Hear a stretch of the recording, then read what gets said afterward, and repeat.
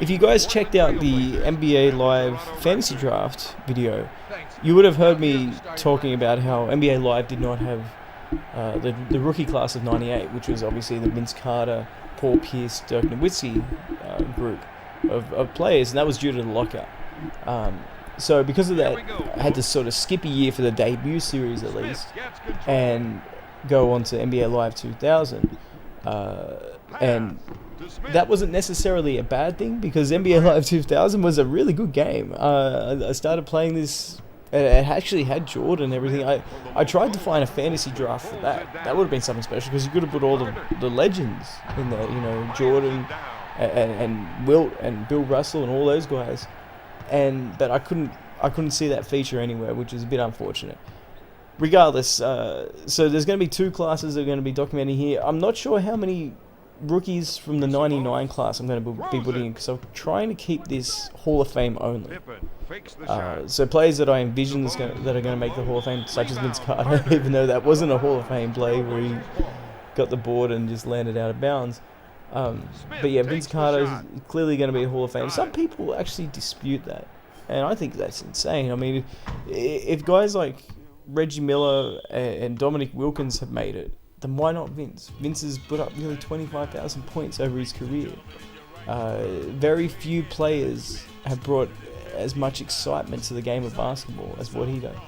And I talked about this on the Basketball Only channel when I was discussing KG's legacy.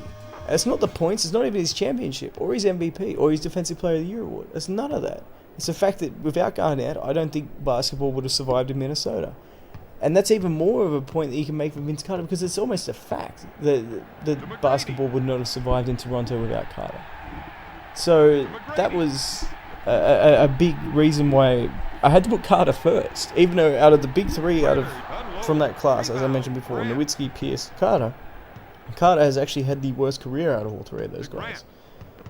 But Carter was the most exciting, maybe the most exciting rookie that we've had in the NBA since maybe Michael Jordan. And that includes guys like Kevin Durant and LeBron James and players of that nature. I think Vince Carter, because you got to take into account how fans were, the casual fan was gone after the lockout and after Jordan's retirement and the Bulls getting dismantled.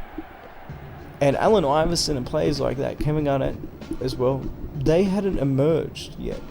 So there was a big vacuum. And there was no real player that drew a lot of eyes.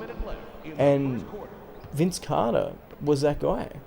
The point I'd like to make is how bad it was, is the Knicks ended up playing in the NBA Finals, right? Huge market. Absolutely massive market, massive basketball market in New York. And they were playing San Antonio. People say San Antonio is a small market. They're actually a fairly large market too. And they're the only pro sports team in town in San Antonio. And that was one of the worst rated finals in the history of the game. And that just shows you how bad, because this is back before social media, right? I hate using the term social media, by the way. It's social networking. I don't know how the media got their claws and tentacles around that thing. But social media hadn't emerged, so it's not like now where if you have 2 smallish markets such as Cleveland versus Golden State, which is a fairly large market anyway because it's San Francisco and the Bay Area. But it's definitely not LA, for example. But you got 2 smallish markets, and that got fantastic ratings. So this is before then, where you actually had to have big markets to get big ratings. But that shows you how basketball had deteriorated in terms of the interest of the casual fans. And Vince Carter was one guy that actually brought new fans, or brought some of those casual fans back. Beyond that, it was just pretty much the hardcore fans, which is good because it kind of weeded them all out. But that was pretty much it. So yeah, Carter was incredible. A funny thing about this game was McGrady was on the bench. And it shows how bad the engine was in terms of recognizing what kind of players they had on the bench. Because they had Doug Christie, good defender, I'll give him that, but he's definitely not T-Mac. and Alvin Williams starting ahead of him, and they had Carter at the 3. Of course, what happened in real life was Carter played the 2 and T-Mac played the 3, but they played exactly the same role they would have been playing if you switched them out. If you put T-Mac at the 3, T-Mac at the 2 and Carter at the 3, they would have done exactly what they're doing in the court. That's what I was saying before, that positions are essentially meaningless. Nice take by T-Mac there. Now, I went with Portland as the opponent for this team. Strictly because Damon Stoudamire, who was the face of the Raptors, had been traded to Portland a couple seasons before it. Or midway through the season before it, sorry. Let me get my facts straight. Midway through the 98 season. I think it was just before the deadline. And then they had the 99 season. So yeah, so a season and a half before it. And also Scottie Pippen was now on the Blazers. So you had a good matchup of Pippen versus McGrady, as well as Stoudamire up against his old team. So that's why I've gone with Portland. That Portland team, boy, that was a bit of pill to swallow, really, if you're a Blazer fan, because you look at that squad, and once again, Rasheed Wallace is coming off the bench in this, by the way. What happened in the NBA was Brian Grant had emerged. He's the guy that started. Brian Grant emerged in the 99 playoffs. He actually outplayed Malone, who was the league MVP, if you can believe that, ahead of Tim Duncan. He outplayed Malone in the second round of the playoffs. Really physical series, and it was great to watch Brian Grant at his peak. But once they got Pippen, Rasheed Wallace was actually slated to come in off the bench, which is unbelievable. Why not go with Rasheed Wallace, Brian Grant, Pippen? That's a great lineup. And you're not missing out on much, because Sabonis, yeah, okay, you got some size there. But at that stage, he was like Andre's a giant. You know, he couldn't move. He had no footwork. He was clunky. I don't know how many times Shaq dunked on him or anything like that. But it was just bad management by the Blazers. But that Blazer team was loaded from top to bottom. It had athleticism. Speaking of athleticism, that was a pretty sick facial served up by T-Mac. Let's actually watch that on replay. It comes to a hop step and then just posterized. I think that was either Pippen or Steve Smith. But Steve Smith was an explosive scorer. He was traded for was it Jim Jackson as well as Isaiah Ryder. So they got rid of a lot of scoring depth. But they also had Bonzi Wells. People forget about Bonzi Wells. Bonzi Wells came off the bench and was a great post player as well. So every position they were loaded. And then, of course, everybody knows about the capitulation that they had in Game 7 against the Lakers. But that team should have won a title. I'm trying to think of a reason as to why they didn't. Obviously, they didn't really have a designated go-to scorer in the half court. Rasheed was their first option. But it wasn't like a situation where Jordan or Karl Malone or Tim Duncan were the first, second, or third option. All they had was Rasheed on the block. You didn't have Rasheed facing up. Not at this stage of his career anyway. You didn't have Rasheed in pick and pop. Not at that stage either. Or pick and roll.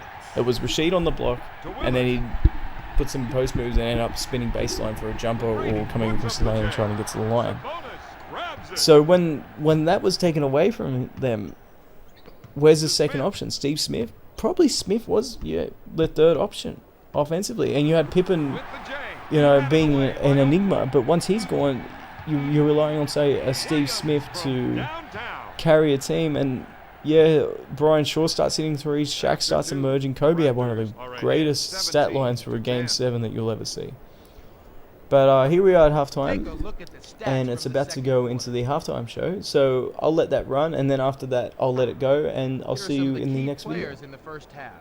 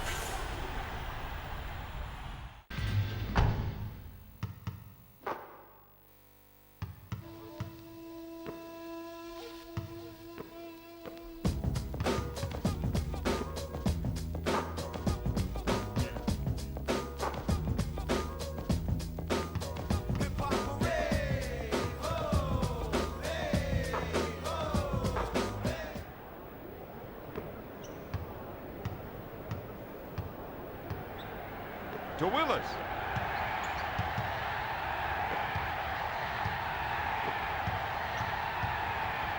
Oakley with the jumper. Oh, yes.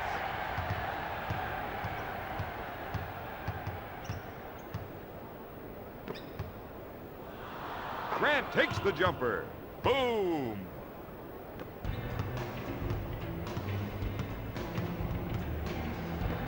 Lobs it to Carter. Carter with the charge. First personal foul.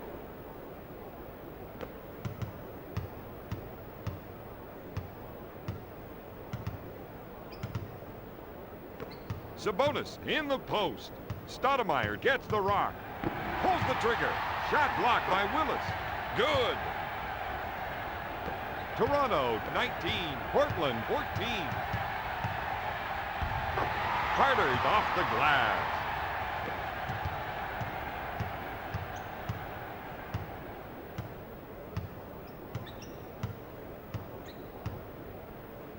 Stoudamire with the jumper.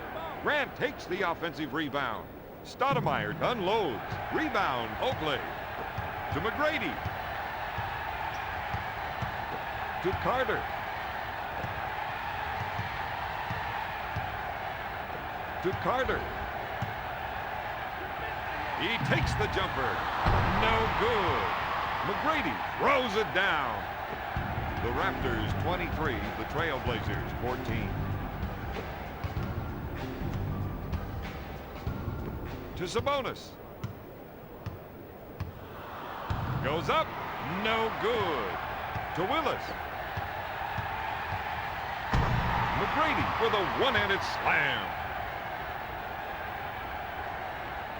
Take a look at this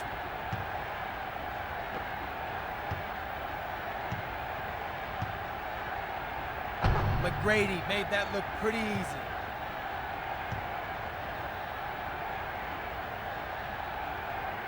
One minute to go in the third quarter.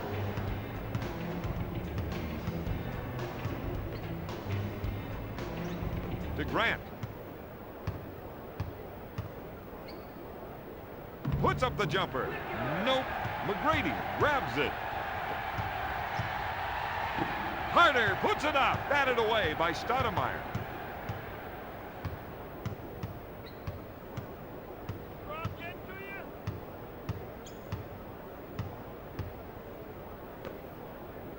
Pippen with the shot, with the board.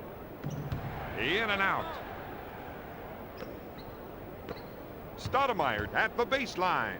The fake takes the shot. He recovers the loose ball. Shot blocked by McGrady. To Carter. Lobs it to McGrady. To Willis. Throws it to Carter. Pulls the trigger. Great shot. 3 seconds to get it off. At the end of the third, the Raptors are ahead 27-14. Look at the stats from the third quarter.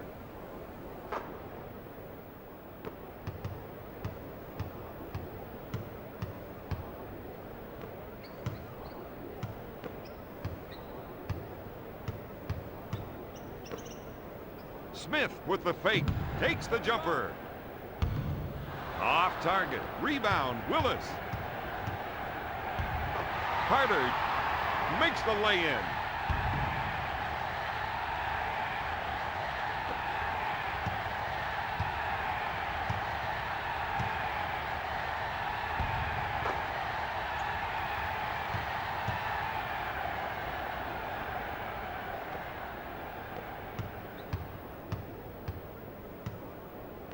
To Pippen. Puts up the jumper. Comes up empty. Carter on the right side. Up for the lay-in.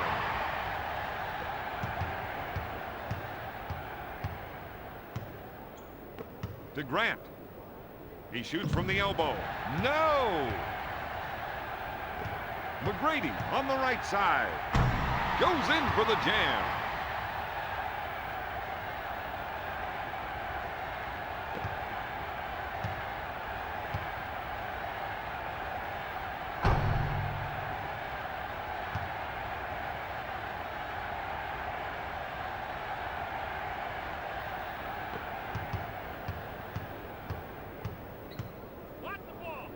Stoudamire puts up the J. Smith takes the offensive board. Fake, takes the shot. Good. The Raptors 33, the Trailblazers 16. Carter looks at three. Buried it. Carter has a team high with 17 points.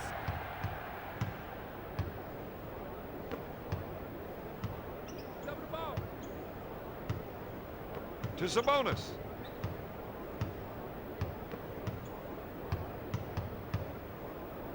Smith looks at three. Pippen grabs the offensive rebound. Smith receives the ball from downtown. He misfires. Rebound, Willis. To Carter. Goes in for the jam.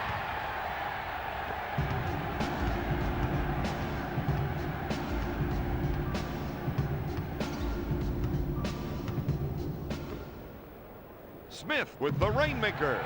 Rebound, Willis.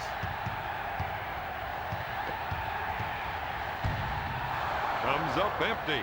Rebound, Grant.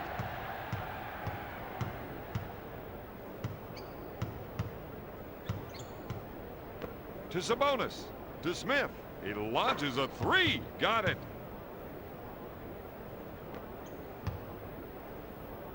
To McGrady. It's good.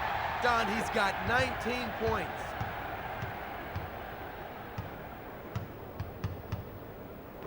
Sabonis, top of the key.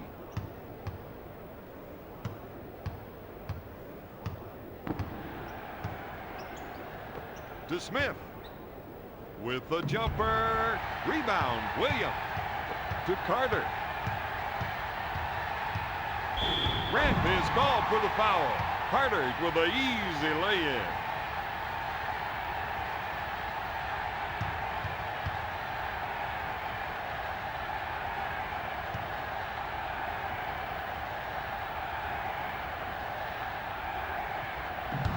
Carter misses. Sabonis picks up the loose ball. Stoudamire pump fakes. Takes the jumper. Rebound, Willis. McGrady from way outside. Tonight's final score, Toronto 42, Portland 19.